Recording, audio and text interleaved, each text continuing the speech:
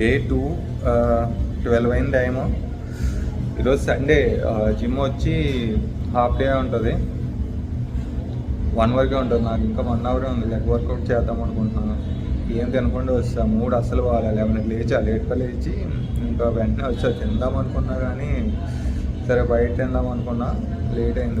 ఇప్పుడు ఆర్డర్ చెప్పా, అది ఒక 20 మినిట్స్లో వస్తుంది. తినేసరికి ఇంకా 1 అయిపోతుంది. ఏం చేయాలో అర్థం కావట్లా. ఏదో తినేసి స్టార్ట్ చేయాలి. లెగ్ వర్కౌట్ కాబట్టి కొద్దిగా ఎనర్జీ ఎక్కువ కావాలి. బార్బెల్ స్క్వాట్ ఒకటి చేద్దాం అనుకుంటున్నా.